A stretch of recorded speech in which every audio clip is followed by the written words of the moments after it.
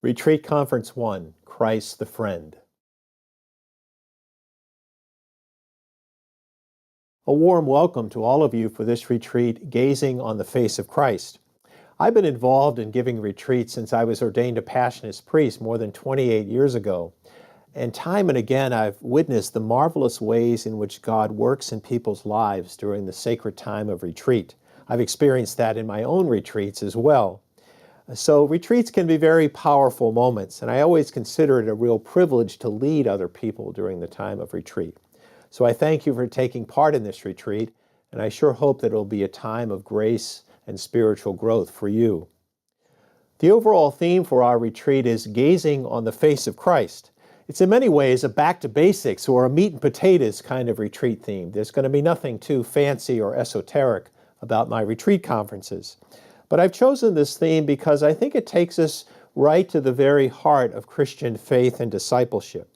It moves us into closer touch with the person of Jesus, His presence, His activity in our lives. During this retreat, I'll constantly urge you to spend time with Christ, to spend time with the Lord. I'll invite you into a stance of contemplation of the person and of the grace of Christ in your life. You know, that word contemplation may sound frightening or off-putting at first. We may associate contemplation with monks and nuns enclosed in their cloisters, not with people immersed in the busyness and demands of life. But contemplation is our gift and task as well, yours and mine. Years ago, I read a very pithy but very insightful definition of contemplation written by a Carmelite named William McNamara. McNamara described contemplation as a long, loving look at the real. A long, loving look at the real with a capital R. So in our time of retreat together, I'm going to invite you to take a long, loving look at the reality of Christ. That's all I hope for in offering these presentations, but I hope it'll be more than enough.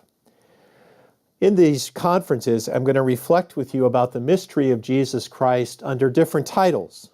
What I'll be doing is considering some of the various facets or dimensions of the rich mystery of Christ. My job is to help you move more deeply into prayer, into your own conversation with the Lord. While I hope that these conferences will be helpful for you, it's your own commitment to prayer that's really essential for this retreat, as it is for any retreat. Allow the Spirit of God to draw you into deeper engagement with the living reality of Christ. That's where the real dynamic of a retreat takes place. At the end of each presentation, I'll suggest some questions and scripture passages for personal reflection. I strongly recommend that you take time to engage in that reflection before you move on to the next conference. In this opening presentation, I'd like to take a long, loving look at the reality of Jesus, who calls us into friendship, the one who invites us into an ever-deepening relationship of friendship with Him. Let's listen for a minute to a passage from the Gospel of John. It comes from the 15th chapter of John, from that section of John's Gospel called the Farewell Discourse.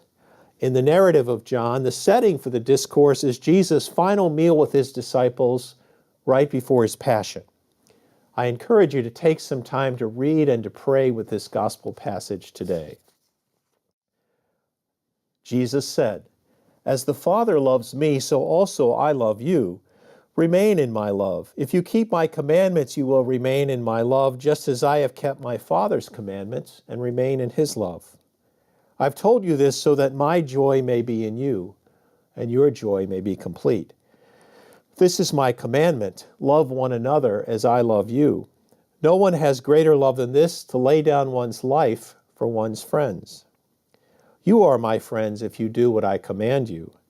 I no longer call you slaves, because a slave doesn't know what the master is doing. I have called you friends, because I've told you everything I've heard from my Father." Through a rich mosaic of images, the Gospel of John depicts Jesus as the source of life and fruitfulness for all people. You know some of those images in the Gospel: living water, good shepherd, bread of life, light of the world, and many others. This passage that I read for you comes right after Jesus has used another such image, that of the vine. Jesus says, I am the true vine, and my Father is the vine grower. Remain in me as I remain in you. That image of the vine is also found in the Old Testament to depict the relationship of Israel to the God who had entered into covenant with them. Isaiah chapter 5. It's a symbol that expresses communion. Here it expresses the closeness of communion with Jesus. Jesus is the source of life for those who remain in him.